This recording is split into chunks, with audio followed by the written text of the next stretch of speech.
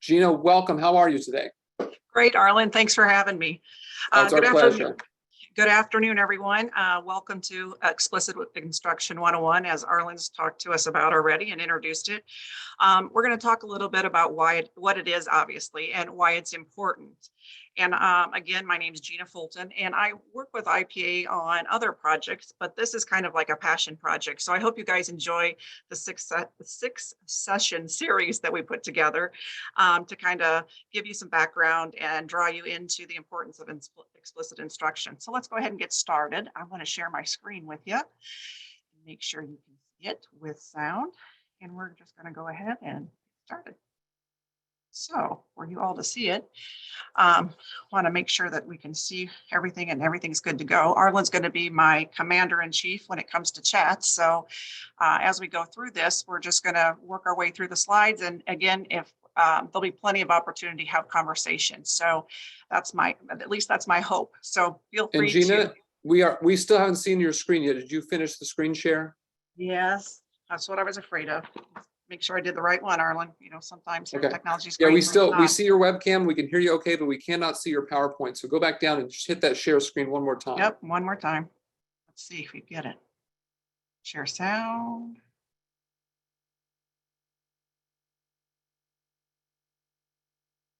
Let's see. How about now, Arlen? It's there. Awesome.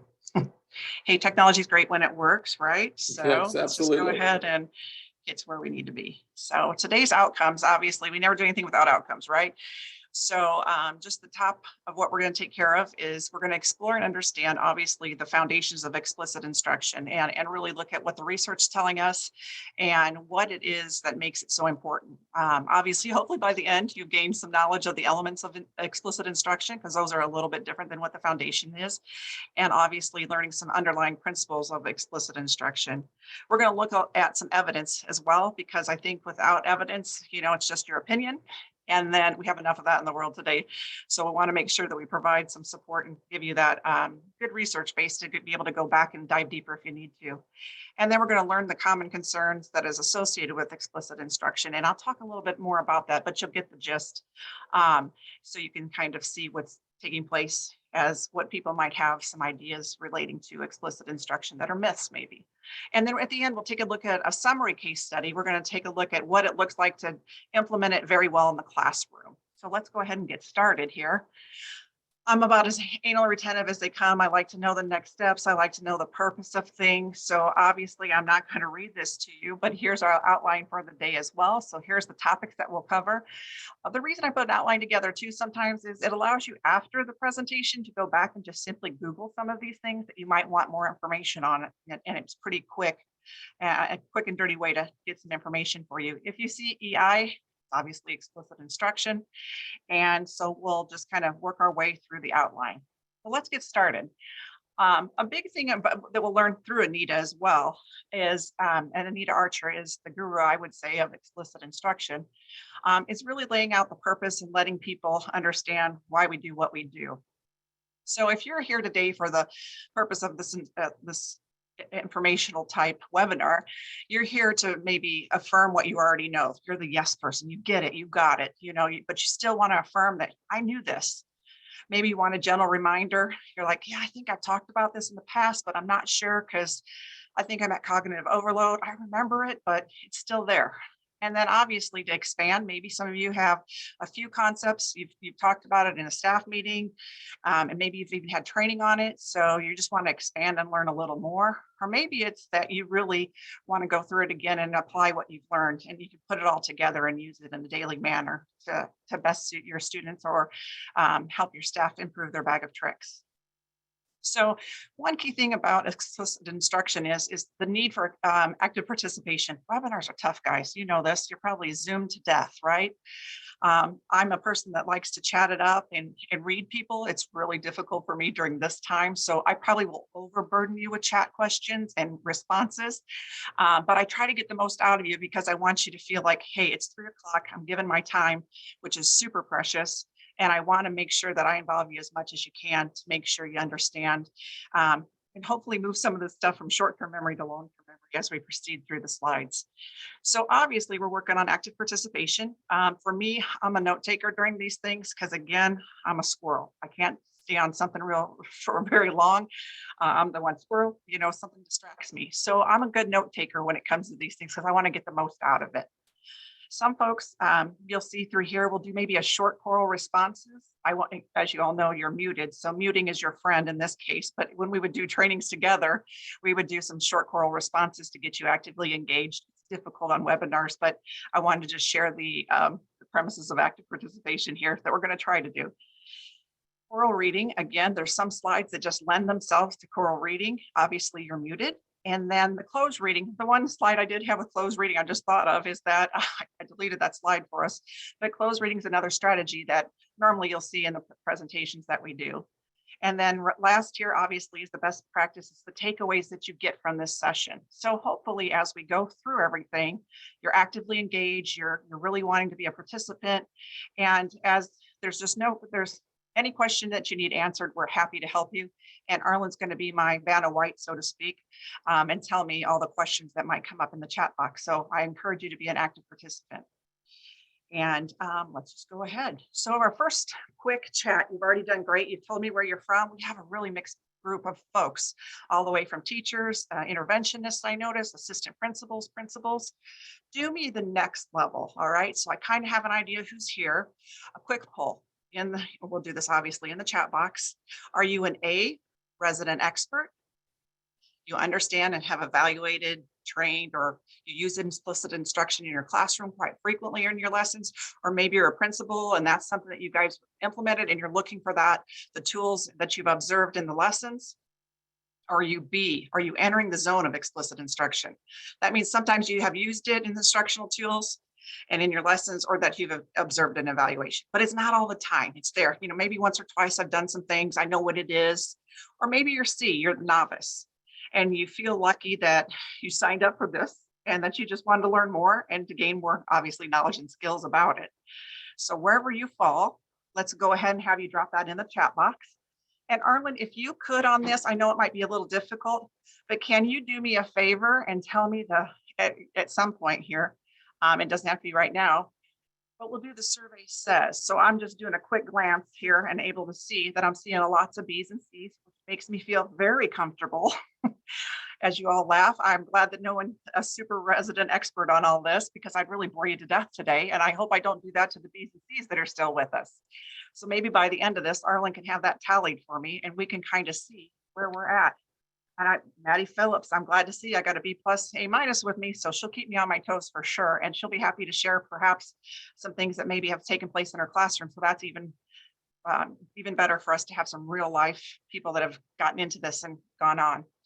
So my background is a little bit diverse. I started here in Illinois and have gone the gamut and moved around the country. And then I'm back here in Illinois. But when I was working at Boise State University out west, and I worked with the Center for School Improvement, I was asked by Dr. Archer to attend her TOTS training, trainer of trainers, right? And so, wow. I don't know if you guys know Anita or if you've heard of Anita, but we had Anita in the state of Illinois during, and I'm dating myself, so bear with me, when we had Reading First, right? And we had all these reading academies across the state. Well, the good thing about those reading academies is that we got to bring in some national level folks that have done amazing work researching what's best practices as it related to reading at the time. And so she invited us to come. We went to Oregon. Actually, she invited us. We go to the training. She takes us to her house. She welcomes us. And she says, my mission in life is to make sure, because I'm not a spring chicken, that I get all this out to people. I just want them to understand how important explicit instruction is. And I was hooked, right?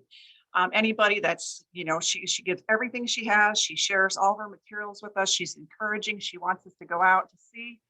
And she really, really makes sure that we are doing, or at least doing the best we can with the information that she's provided through the years of research that she's had. And I just wanted to make sure too that if anybody wants to know, this is the information where it's the book right here. It's Anita Archer and Dr. Charles Hughes. Dr. Hughes doesn't travel with her. He's definitely the researcher. It's not that she's not a researcher, but she is the presenter. And she is I don't know if you, like I said, if you've seen her in person, you'll understand why I'm so passionate about the idea of doing some of her work with her. So let's go ahead and move forward. So obviously, what is explicit instruction? And we're going to hear from Anita herself in a few minutes. But for those of you that need to kind of ground yourself in what specifically explicit instruction is, it goes back to being one of those most powerful tools we can use as educators. And again, we think about it, her whole thing is about how do we maximize academic gains for kids, right? And how do they improve success? But she's also huge about what's it like, not only not content wise, but how we deliver it. And it's important in her mind, it's a positive or respectful environment. And really, again, it goes back to that idea of improving student success and making them feel successful and nurturing their desire to learn, because nothing's worse. And I think the last 2 years have not only challenged students, but it's probably challenged us as educators as well. It's like, how do I get back in the groove of being that really great deliverer, that teacher in front of kids in the classroom and providing that information. So I think that first part is just to get you rooted in what is it that we're thinking about, because it kind of seems kind of nebulous at first, right? It's kind of touchy-feely, explicit instruction. Okay. And then the second part is really about characterized by how you instruct in a series of scaffolds. And I don't know, I saw some folks that are interventionists that work with struggling students, but I find anymore that with this 2-year gap, we probably have students that struggle with the learning process all over the place because we have huge gaps. We're going to talk a little bit about that. Not in all areas, but in areas that would be obvious that they haven't been exposed to the skill. So we're going to have those areas of concern. So a huge part of her instruction is based on a series of scaffolds and how we set things up for students to progress through learning. And then obviously, again, she's guiding them through the learning process. Now, Anita will tell you straight up, don't commit a suicide. And I saw that typed out and I didn't hear her say it. And, when you see it spelled out, you're like, what is that? Yes, a suicide. And so I've used that for 15 years and some people have heard that and some people haven't. But I'll go into classrooms and I'll say, especially as an evaluator of teachers, I would go in and say, okay, I know you know this information, but the kids probably could have learned a little bit more if they had a clear statement at the beginning, because I'm again, a kid that needs to know the purpose. Why are we doing this? To make it important. And it goes into that purpose and rationale for learning a new skill. It's that hook of how we get them into that lesson. And obviously, you've been in that classroom where sometimes the expectations and what they demonstrate, I can tell you from experience, again, this was an elementary school. I'm a high school English teacher by trade, but I will tell you that the clear expectations and demonstrations for students sometimes gets. I always tell the story of being at a kindergarten classroom, teaching the letter A, and they kept talking about, or actually the sound A, and they kept talking about Arthur, the book. I'm like, that's an R sound. That's probably not the best demonstration for the A. Maybe an apple would be. So making sure that we have clear expectations, those demonstrations that align to those expectations and that for that instructional target. And we really think about that feedback that we give because we want to make sure we provide enough feedback as we're scaffolding those activities so kids can have that independent mastery. In my mind, when I see this, and anybody that knows how Anita's things are set up, this kind of could be summarized by saying, I do, we do, you do. And for those of you, the I do portion is I'm going to show you how to do it. Then we're going to do it together. And then you're going to do it independently on your own. And if you've ever seen Anita, which you're going to see in a minute, and she might say to you, it might be the I do, I'm still doing it, I'm doing it. And it might be that way with kids with big gaps, right? They're doing it, we're doing it together, It may not be that simple, I do, we do, you do. There may be longer periods of I doing and we doing until you're able to do it on your own independently. So those are the kind of things that we're going to make sure we get a better understanding of as we move through this. And again, obviously, it's instruction that's systemic, direct, engaging, and success oriented. So that's the big part of what Anita's going to kind of show us. So let's go ahead to the next. And I never show videos, to tell you the truth. I show clips, normally real quick clips. But Anita's so good. And what I want you to do is pay attention to any ahas that you might have, any questions you might have after the video is done. And we're going to let it play out. I normally don't play a long video, but in this case, I think you'll enjoy it because she's so great. All right. So let's go ahead and take a quick look in Anita's words, what explicit instruction is.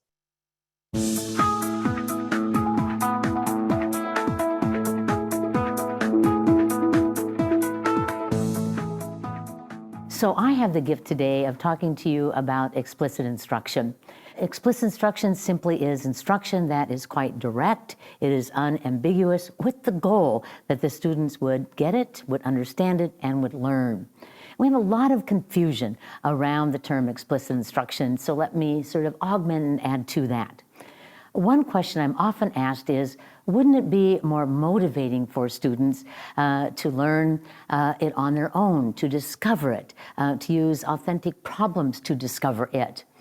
And it's as if we have set up a total dichotomy between explicit instruction and discovery, but we really should view it as a continuum. And when we look at the research on instruction, we learn what are the attributes of that continuum. For example, if you are teaching children that are novices, that have just never learned this body of knowledge in the past, it appears that they do much better if we explicitly teach them the information, whether it's knowledge or skills or strategies, that we teach it. If they are learning a body of knowledge that they've not learned in the past, they're brand new to algebra, they are new to decoding of words, then they really benefit from very explicit instruction.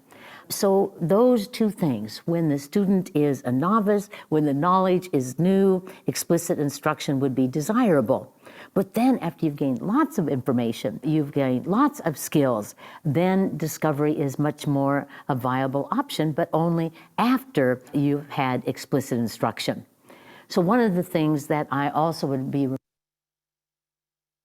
reminded of is the research. If you happen to be a special ed teacher, if you're a college student like me, especially, and you are working with need struggling Grammarly in your students, life. Grammarly is we a digital definitely writing know assistant, and it's super easy to download onto your Chrome browser. I use it to draft emails that for they're obviously going to my gain college more assignments and essays, and even applying to internships. So the plagiarism detector helps you check your writing across. Sound like we were getting some Grammarly advertisements, Gina. I know, Arlen. And so it's always so good when all this works great. Yeah. No problem. Was it That something never open happens. in your browser? I think it popped in right here at the end. So I'm just going to go right to where she was. I apologize, you guys. would be desirable. But then after you've gained lots of information, you've gained lots of skills, then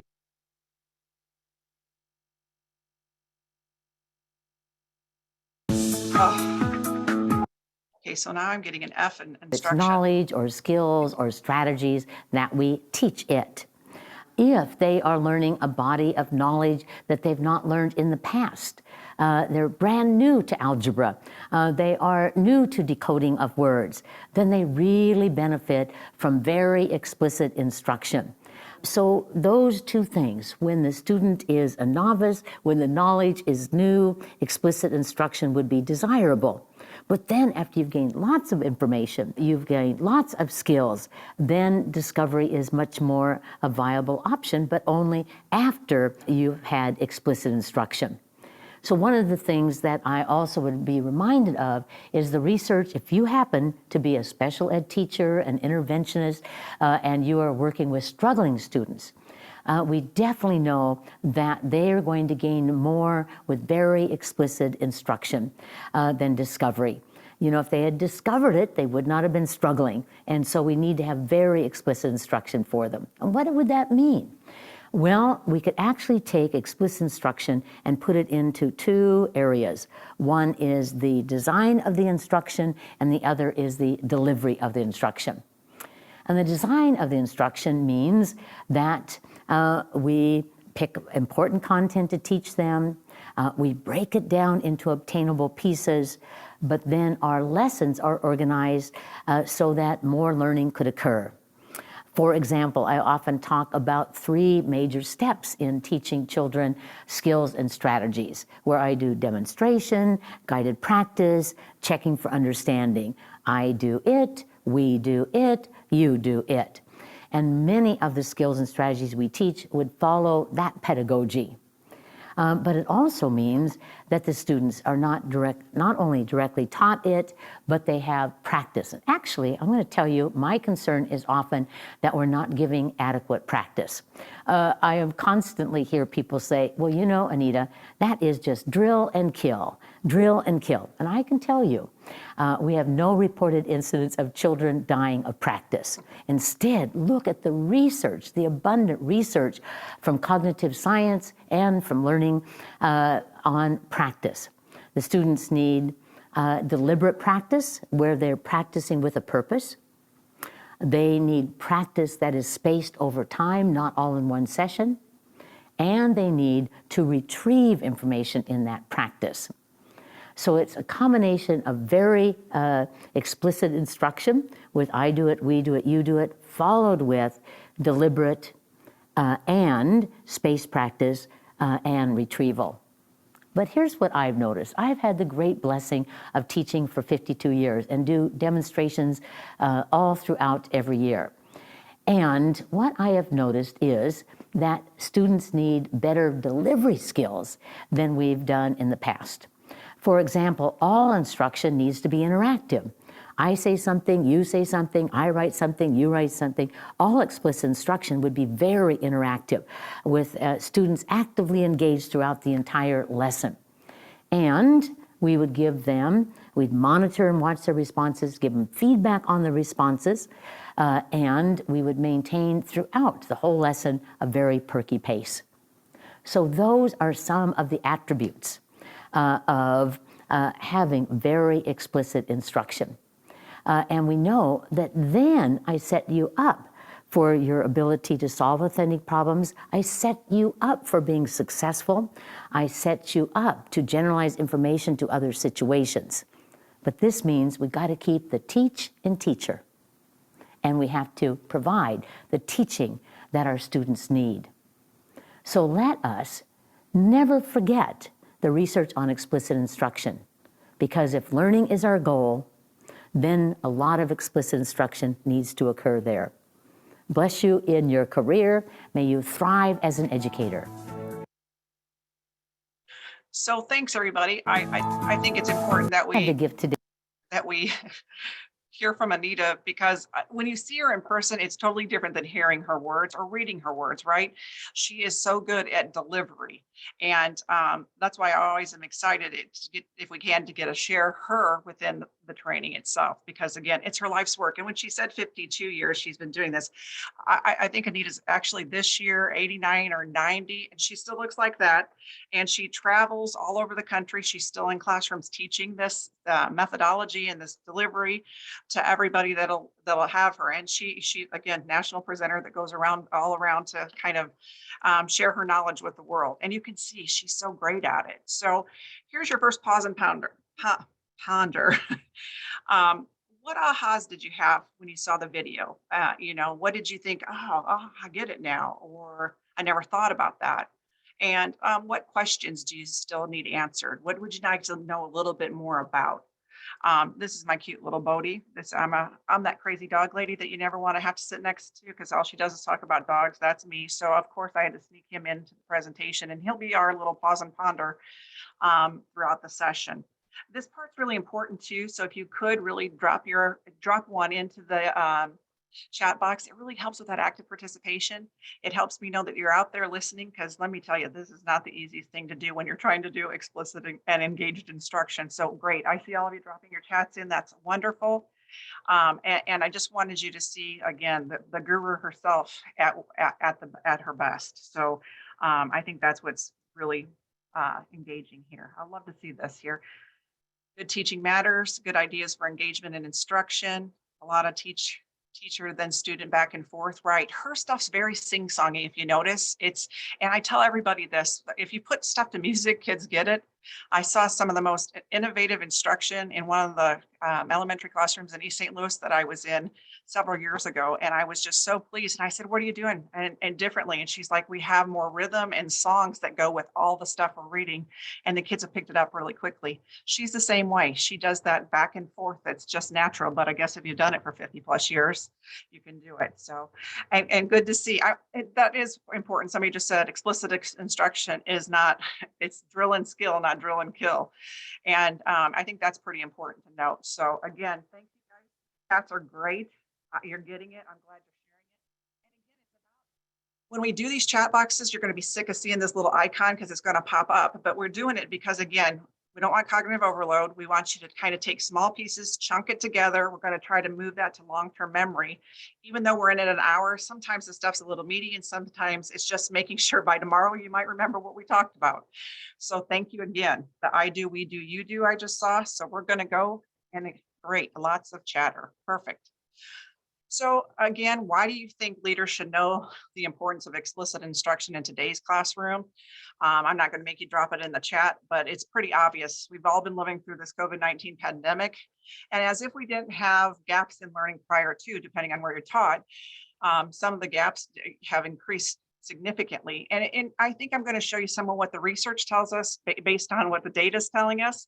It's not going to surprise you, but it kind of will kind of put another lens on why we think we need to kind of really act quickly and close those learning gaps. Because not that we didn't act quickly in the past, but now it's exponential almost that we have these learning gaps that we're really having to address. And obviously, you know, these are geared towards educational leaders and that you have to have that knowledge. And if you don't know how to deliver explicit instruction, that's okay. But as long as you know what it is and what it looks like, and you can provide support in that to your staff, that's what you're wanting to do. You want to have that ear training, that eye training to be able to see what it is that teachers are doing in the classroom to support students and really helping them through their education.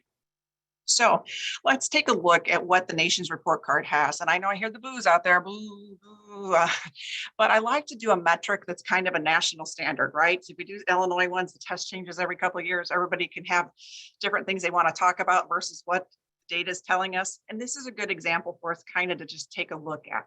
So this was in the news. I don't know if anybody pays attention to the news anymore because it's sometimes depressing, but it was in the news in August. And it was the long-term trend for reading and mathematics at 5 selected percentiles for nine-year-old students from 2020 to 2022. And I know you're right. That was a rough couple of years, but at least we had a national standard to go back and take a look at, and it goes deeper in explaining how this was constructed, what the methodology was, who the group was, yada, yada, yada. And this has been a national standard we've had for years. So it's kind of the one consistent bar that we can kind of take a look at and not do any blame, but just kind of see where we're at as a nation. And normally it mimics a lot of times what takes place in our state. And you can drill down to the state level. I just didn't do that here for protecting the innocent, right? So the website's right here over to the right that you can see. And what I wanted to show you is two things. We're going to talk about the percentile and the scale scores of where we're at. But I think the big thing is, and I'm not telling any educator out there or any principal out there anything new, this is the decrease we've had in those years, right? Prior to, believe it or not, education was increasing, small monumental increments, but it had been increasing. So this doesn't take a rocket scientist to be able to tell us this, but this is definitely why we should feel a little feet under our fire. And I mean, fire under our feet. And we should realize, boy, in the past, we were able to admire the problem a little bit. We can't admire anything anymore. We don't have time in our day compared to some of what's taking place. And so just as a quick reminder, I just want everybody to be able to see here. Again, the percentiles will go up this side, and I'm going to show you a slide after this if it's very small for you. And I'm a scale score person, so scale scores are here. And you can kind of look at what this means. So over here, I included the explanation for you, and it's obviously the percentile score in NAEP is a number where a certain percentage of students fall below that line, right? So here's the 10th percentile, and we're looking at reading scores. And out of that, 155 was the score for the 10th percentile, right? That's their ceiling. So this means in 2022, 10% of 9-year-olds had a NAEP language LTT reading scores below 155, while 90% were above that, right? So what does that say to us? That's some of the things we're going to talk about. So be thinking, what does some of these scores mean when you just see this data? What are your observations? And same way for mathematics. If we look here, it looks like 178 is the 10th percentile for math, and the scale score is 191. And then we kind of take a look up through here, through the assessment years. And again, it's 2020 through 2022. Here's where we can find this if we want to go deeper. But this is that purpose part. Like, why is it that we need explicit instruction? I read these charts a whole lot better. Again, I'm the squirrel, so I get distracted by the legend and things of color. I'm like, wonder why they chose that. Those silly questions that squirrels have a tendency to do. But what I wanted to say here is this is the exact same data that we saw on the previous slide, but to me, it's cleaner, clearer, and it keeps me focused. And so again, how you present data to staff or how you share data with people, it makes a difference. So here you can kind of see some interesting things, right? This is the big thing, the change over time, right? And then here's mathematics where we started 2020, 2022, right? And then we go down. And so, initially we're like, this ain't too bad, right? Then we go here. I have lots of questions, right? So I start thinking of those questions. So here's some of my questions that I want you to participate with me in. And I just need you to answer one of them in the chat box. So what is the story that data might have been telling us? And I'm going to go back to the data so you can kind of see it. So I want you to think about one question below. And if you got no paper in front of you or whatever you have, just jot down your answer to one of these questions. So what are your observations of the data provided? And that's just, tell us the simple facts, no conclusions provided, right? You're just reporting the data, just the facts, Jack. And no analysis, nothing, right? So what did you see? And we'll go back to it. And what would you do if this was your school scores? Were you able to, what would you do to start to close the gaps? Any specific groups, a subject area, anything you're thinking about? And are you experiencing these types of gaps in your school? Or are you just lucky and your kids are doing great and no one has any needs or gaps to address? I don't know many folks that are that lucky these days, but hey, if you've got a school that's doing great, drop that in the chat box as well, because I want to recognize you and give you some kudos. And then what do you think the data is telling us, right? So do me a favor, we're going to go back up here. I'm going to use this one, it's just simpler. From this, you can do an observation, right? Just tell me what you observe in the chat box, or you can answer one of the questions that we can go back here real quick. What would you do if this was your school scores? What would you do to start closing gaps? And just drop any of those thoughts into the chat box. And not everybody has to do it. You can just write it in your notes to kind of jar your memories, thinking about, what does that make us think about? Definitely the scores have decreased since 2020. They've gone down in all areas. Thanks, Margaret. Thanks, Mona. How do we have time to recover those losses? Yes. Data is telling us there has been a change of instruction and learning since scores have decreased. Thank you, Jesse. The students were below the 25th percentile lost greater ground than those who scored higher. Thank you, Anne. Students who are working at the lower levels have decreased more than the scores of the upper levels. I think I would identify groups and look at what resources I have to support them. The data is telling me that our children's skills were negatively impacted by schools being shut down. Yes, absolutely. We start data teams this year in all classes. I love this, Zach. The data is telling us we have an opportunity to do great things this year and beyond. Absolutely. Yeah, you're wanting to go up. This is the year to go up. Social emotional impacts, absolutely. In the RTI world, more students need our services. Thanks, Maureen. That's a great thing to think about. That's also a good thing to think about how we set up our targeted groups, how we put, because you got to manage resources. And again, it makes you rethink RTI a little bit, right? So your tier 1 should be pretty big right now because a lot of kids haven't been exposed to those, and I'm off topic. So, but I just wanted to address that RTI world question is you're going to have a lot of tier 1 kiddos, right? So that's instruction in the classroom. That's core services. Everybody gets it. So absolutely, Maureen, and it's going to look a little bit different though when we get into what they need, because you really need to rethink that RTI model, right? Because everybody's probably got a gap. Great, Elizabeth, glad to see everybody's using data teams. That's great. So thank you, perfect. So what this part did is really show us why we need direct explicit instruction in areas that have gaps, right? So if we go back there and look, somebody hit the nail on the head on one of their observations. This is the students in the 10th percentile struggled anyway, but even here, look at the majority right here.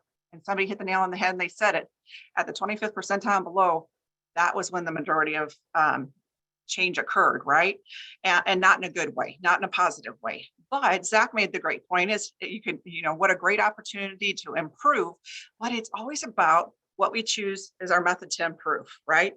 So when we go through these things, I really want you to think about, wow, there's a great time now to start really thinking about how we do instruction, how we do delivery, and how we combine that explicit instruction as one of those means to introducing, especially because a lot of kids are going to be novices still because they've not, I think about mathematics 2-year gap of some kids getting instruction and some kids not, depending on where you are at.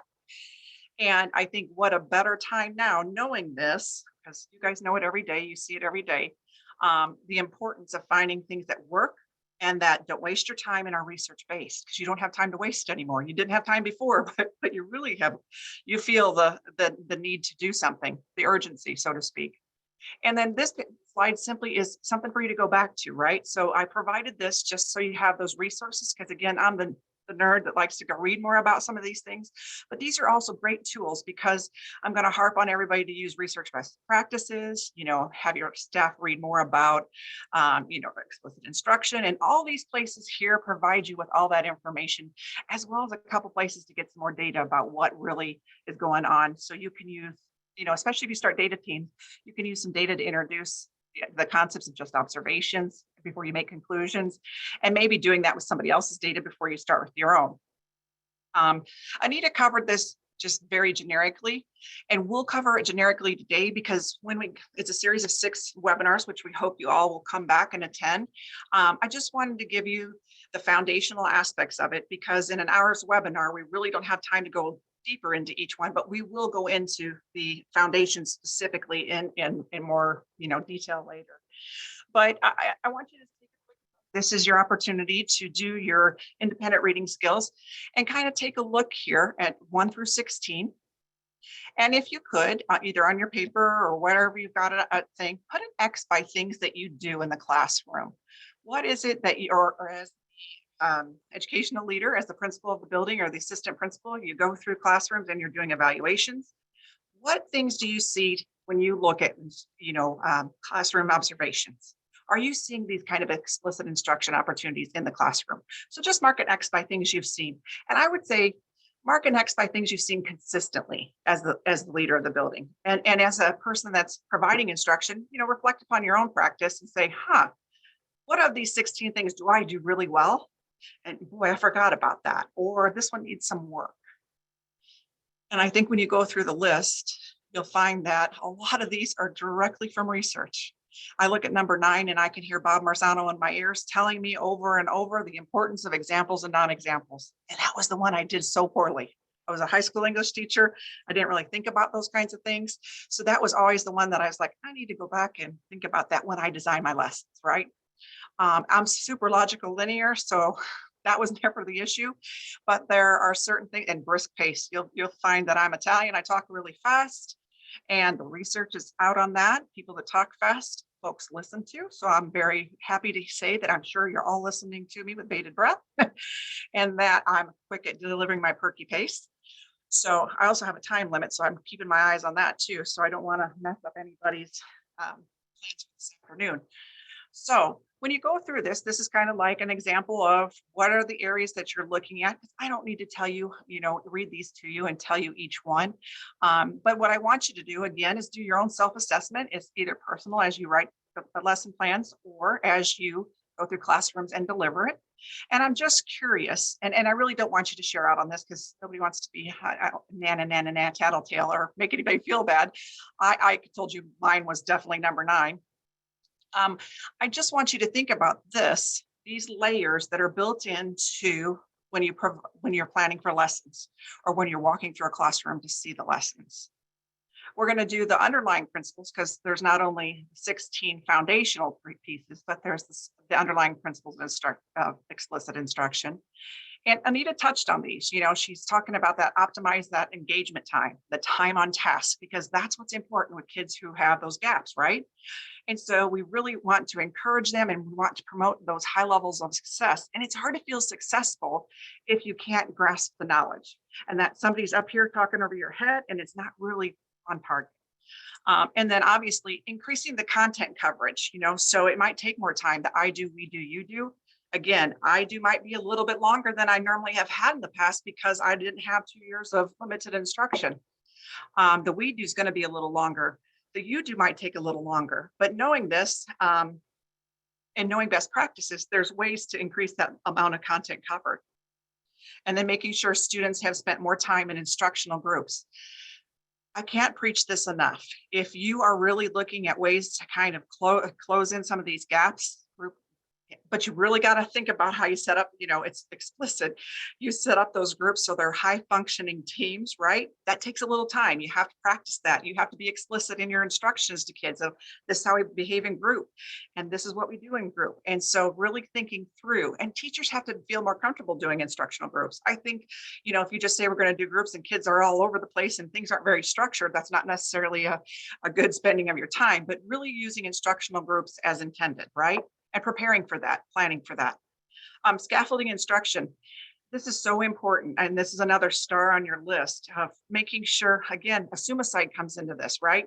And I know I was a high school teacher, so kids would come to me and be like, man, these kids know this stuff. They should know this stuff. I didn't take time to find out, well, hey, maybe in the school that they fed into us, they didn't cover blank. Or, whatever content I assumed they covered, they hadn't covered. And so I had to think about those things and making sure that I would scaffold my instruction to kind of shrink those gaps and make sure that they could get to the content that we were all on the same page. And then obviously we had to address different forms of knowledge and kids coming in differing experiences and backgrounds as well. And so I think the one thing too is the takeaway too, and I'll hear people say it and I kind of cringe and I kind of don't. I'm just happy they're having a conversation about instruction because again, I'm the nerd. There's definitely similarities between explicit instruction and direct instruction. What I want you guys to kind of know is that explicit instruction can be direct instruction. Direct instruction can be explicit instruction, but it's like that Hulu commercial where they have, it's really bad and they say Hulu plus, plus, plus. I would say explicit instruction is part of direct instruction, but direct instruction goes one step further. And they really have that emphasis on the differentiation of curriculum design. And that's built into direct instruction, where explicit instruction is exactly what Anita talked about. She talked about that design and the delivery and really talked about, that engaging pedagogy that she really wanted to talk about. And all those things are part of direct instruction, but explicit instruction isn't direct instruction. Does that make sense to everybody? So again, it's not Hulu plus plus, direct instruction is Hulu plus plus. So, all right. So here's a quick note on optimizing instructional time. And I want to make sure I keep my eye on my time as well. So when we look at this, we're really thinking about where can we find time these days, right? It's our number one limited resource. And so what we want to do is make sure that we take, as you do every day, but you want to make sure you're spending that time on that critical content, right? That's the stuff you've agreed upon as a team. This is the stuff that kids need. And ensure appropriate match between what's being taught and the instructional needs of the class. Because you may want them to be here, but they're still struggling from not maybe having the instruction that you expected or assumed they had in the past. And then the rest of this piece here, start lessons on time, stick to schedule, teach in groups as much as possible, be prepared, avoid digressions, decrease transition time, and use routines. Sometimes I think this sounds so simple, but I can tell you as a building principal, if I were to walk around my buildings, I would look and, we really struggled on that transition time sometimes. Some people ran a tight ship and some people didn't. And I know if you're out there, you can think of somebody instantly in your mind that you're like, oh yeah, I know who that person is. They could, the kids were in the bathroom for 15 minutes. It was supposed to be 5 or whatever it is. But there's ways to make sure we use our time wisely. And that's so important now without burning ourselves out. That's the caveat of finding balance. So again, another pause and ponder. If you guys could take a quick minute, we've crammed a lot in these last few slides. What ahas might you have had? Maybe if there's any questions you still need answered, you could just drop any aha you've got in the chat box.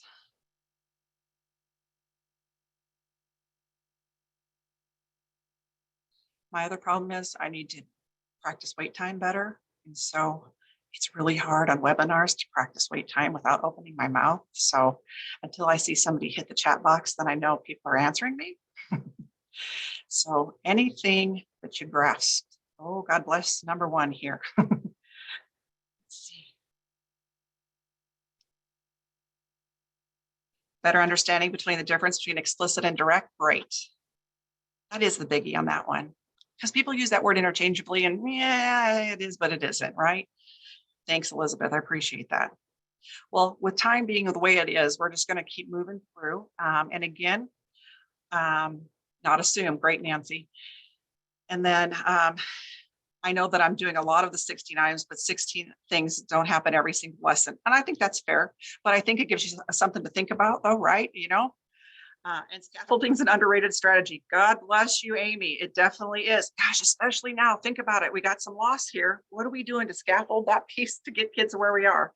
And how do we do that quick KWL or whatever we're doing to find out what's the student's background knowledge? If you're teaching reading or if you're teaching mathematics, you're talking a foreign language sometimes to kids that, you know, for 2 years maybe didn't have the vocabulary used in mathematics or didn't practice specific things, you know, characteristics of reading that they should have been looking for, theme, things like that, point of view. And Julie, thanks. I'm glad to see the foundations of explicit will help you when you're doing observations. That's great, because that's those kind of things we want to think about. Now we're going to talk about my boyfriend, John Hattie. I hope you're all laughing out there. I am a nerd, total nerd, right? And so John Hattie's work has been around for a long time. I've used it for 20 plus years. I talk about this all the time. I've used John Hattie's work for as long as he's been in the States doing his stuff. And so what he has done for us as educators, and again, I'm all about saving time. What John's done is grab as many students as he could, grad students as he could, and they've done meta-analyses of almost everything you can think of in education. And they've taken this lovely, it looks like a protractor, but they've taken this half circle in front of us, and they've talked about effect size. And when we're looking at research, effect size matters, right? And I can tell you, when I did reading first, and those conversations around reading were brutal, right? Whole language versus whatever. And at the time, whole language, it was you couldn't move people off of it. Mind you, kids couldn't read, spell, do anything, but we did whole language. And if I've offended someone, I'm sorry I've offended you, but you really need to know the research shows that it's not effective. So if you're doing those kinds of things, I just want to lead you through some of these things as well.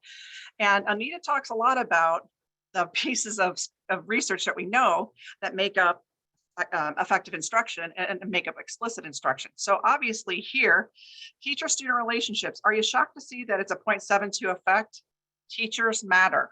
Teachers are important in the classroom, right?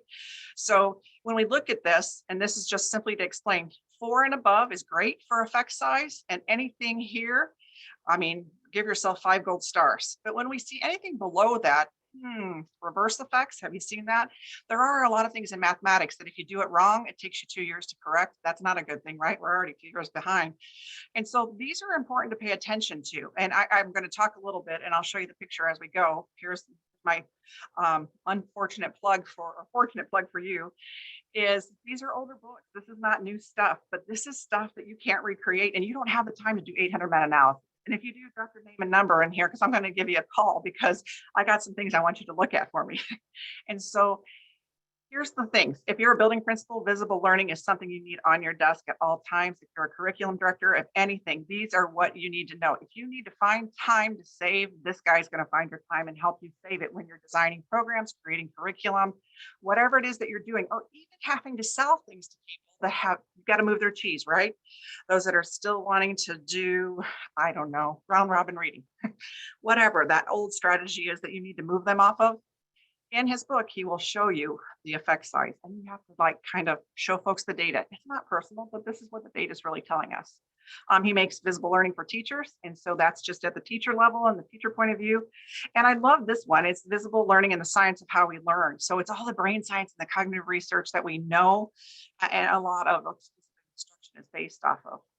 So for all of you out there in technology world, I'm just wanting to see, can you raise your hand if you've been using John Hattie's work in your school or in your own planning?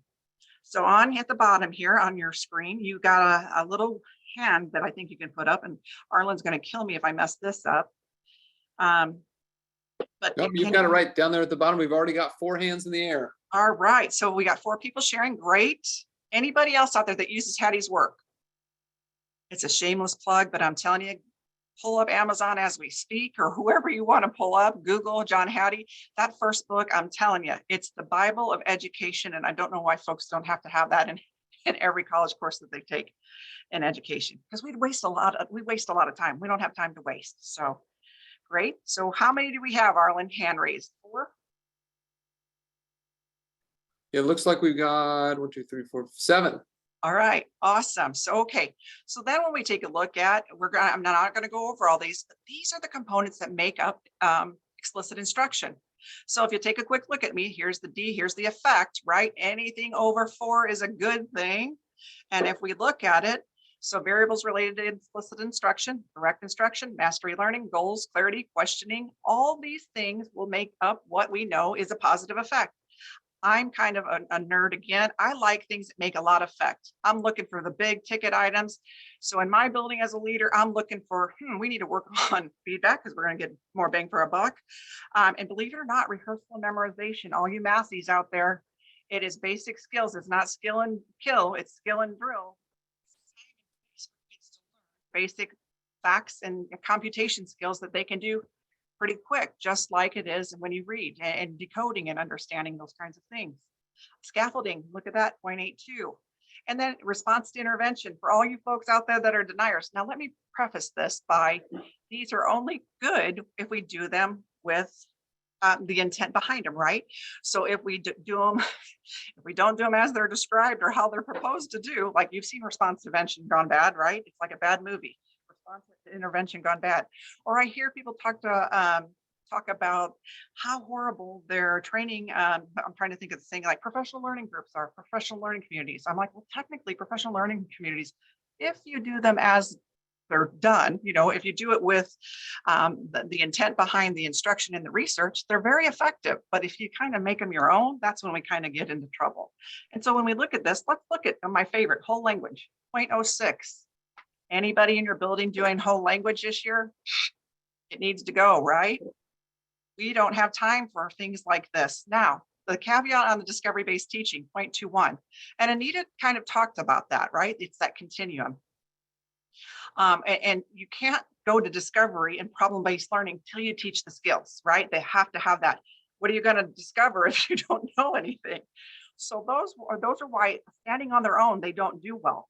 So, and student control over learning. Well, I don't know about you, but kids anymore, sometimes they're not going to want to do more. Oh yeah, please give me more. Let's do more, So it comes though, but it comes after we've gotten them engaged in the learning and mastering of the skills, right? So we look at mastery learning once they've got it. So far, what do you think about the effects of explicit instruction? The effect sizes. Anything shocking to you? God, do I have anybody out there that's doing the whole language in their building still? You don't have to admit it. That's just me as, again, the high school English teacher that got kids that couldn't read. I'm like, what are you guys teaching? Well, again, if you don't know how to read and you just give them a novel to read, that's kind of a farce example of teaching, right? So exactly, Elizabeth, the importance of feedback. We do a lot of courses for IPA. We create content for IPA. I work on a team here, and feedback is almost in everything we research, right? But it's the least we do, and it's cheap. How much is it to do feedback, right? So think about it. But it goes back to feedback's only as good as what you train and what you put the importance on it. So you really have to think about that. Like, oh, we do feedback. Well, do you? Was everybody trained? Was it calibrated? Do we all understand what we're looking for? Or is it an attaboy, attagirl? That's not really quality feedback, right? Great. So here's some things I want you to keep in mind. And I'm not a special education teacher. I worked for the Center for School Improvement, and I worked in the special education. I ran the special education program for them. It was called SESTA, and we delivered technical assistance out to the field. But it goes back to the question about RTI. I ran all the MTSS, so to speak, for the state of Idaho, and we looked at in our center. We looked at the two sides of academic RTI and behavioral RTI and how they come under that umbrella. And so many times it was the core, right? Our core wasn't where it needed to be to build these systems. And people would give up and they'd say, hey, this is not working. This RTI stuff doesn't work. Well, it's because we didn't realize until we had a foundation that everybody could work through on that core tier 1, and everybody'd have to own it. It really wasn't a special ed problem, right? Probably were over-identifying kids because we couldn't guarantee that our core was solid. And so sometimes explicit instruction gets put into the pile of, it's special education and we can't go, and it's not thought of as a general education. It's good for everyone is what I'm trying to say, because any kid that's struggling or disadvantaged doesn't mean you're in special education, and it's guided by what students' needs are and guided by, with guided practice versus unguided practice. And we kind of talk through these things of what's important and what's, kind of not important. And we've kind of covered these, this drill and practice versus drill and kill, decontextualize versus contextualize instruction, student-centered versus teacher-centered, because there's times and places for all these.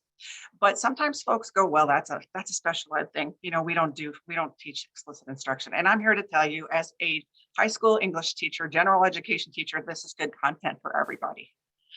Okay, so I'm going to skip this part because I just want to go over these things. I'm getting towards the end and I want to really make sure I watch your time here. But I put these slides up here and we'll go into it a little more next time. But this is just kind of an idea of what are the myths behind some things. The evidence behind, what's the evidence say about explicit instruction? It shows us that when teachers are actively teach students, like we're engaged, we're looking at things, we love it. We love that teacher, we love learning. 3 times the effect on students than when we try that facilitative learning. Again, it's hard to facilitate learning if kids don't know what they're doing, right? There's no content, there's no foundation to build on. And that's why I always talk to people about RTI and how we really need to make sure we think about some of those things, because again, 3 times the effect on students. I don't know about you, but I want to close those gaps. I'm looking for things like this. And then this is another quote too, just to support the evidence. It's like, although unguided or minimally guided instructional approaches are very popular, intuitively appealing, the point is made that these approaches ignore both the structures that constitute humative cognitive architecture and evidence from empirical studies over the past half century that consistently indicate minimally guided instruction is less effective and less efficient than instructional approaches that place a strong emphasis on guidance of the student learning process. Again, this goes back to being, let's be effective and efficient, because again, time is not on our side a lot, and we're really having to close those gaps. Just to make sure I'm keeping on time here, I know we don't have much time left, but I wanted to make sure here too. Oh, that for you guys. It's kind of like that idea, thought of for the day, insanity is doing the same thing over and over again and expecting different results. It takes me back to Hattie all the time, right? And I think of all the stuff that we do that perhaps doesn't have the effect we want, and we don't have time in our day to do things that aren't effective. And so I want to think about through these things is explicit instruction. I instantly got brought into this because, I just feel like this is really what's going to help kids get that foundational basis so we can take them to the next level, so we can really push that envelope and really push through, higher levels of content when we need to once we build the foundation. But it's about not committing a suicide.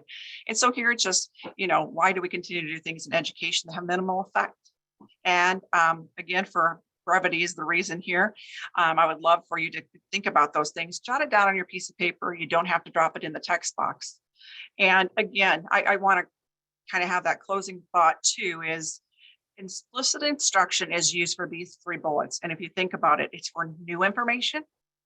It's for teaching novices. Man, we're not talking about teaching kids that are in, advanced comp, advanced anything that's not a new concept, right? Because then we can do that discovery, the discovery, problem solving, problem-based learning, and really teaching struggling learners, right? So those are the 3 areas that we know explicit instruction is the strongest. And I probably would have to say that 3rd bullet is something we need to think about. Struggling learners are probably all across our buildings anymore. Kids that were in that 90th percentile are still probably struggling. And I would be, I just think we have to think about those kind of things a little bit differently now that we are back at it. Everybody's in the classroom. And I want to do that one last pause and ponder. If you could kind of move this to long-term memory. And no, it was like, I try not to have that water hose effect, but it just seems to happen. But I kind of do need us to do that last pause and ponder. What ahas did you have in this last section? Hattie always blows people's mind. Those effect sizes just blow your mind. And then, and what questions do you still need answered?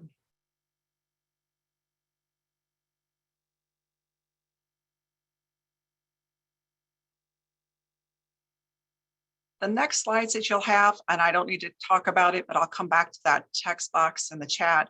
I've just provided you guys again with some very specific things because we only have an hour. This takes more than an hour. I just wanted you to have, and you're going to say, well, that's old research. No, this is seminal research. So we don't have to worry about, oh, it's old.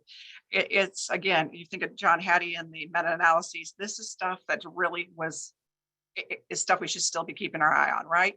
And when we think about these things, it goes back to this is where Anita got the drill and kill from Sharon Vaughn and Gersten and all those guys. And again, the National Math Panel and all these are just, I don't ever like to leave anybody without the summary and things to go looking for.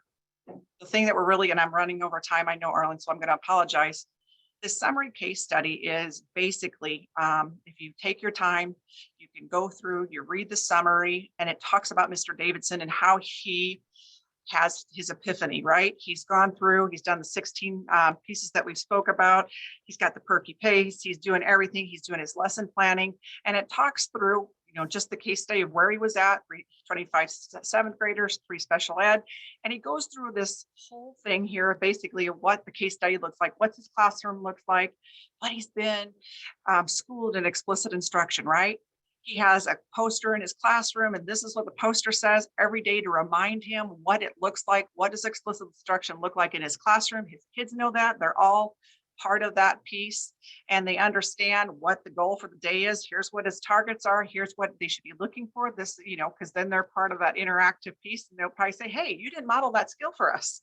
Wouldn't that be great if kids had that language? And then at the very end, you can review through and see what the observations are. And it talks about the big thing is after he went through this transformation and people trained around those 16 skills, and they talked about what it looks like in the classroom. And again, this is not rocket science. Nothing in there, those 16 things were hard that you couldn't do, right? Nothing would take 20 years for you to figure out. It's not like it's Einstein's theory of relativity. But what it was is he really found that he really moved more around the room.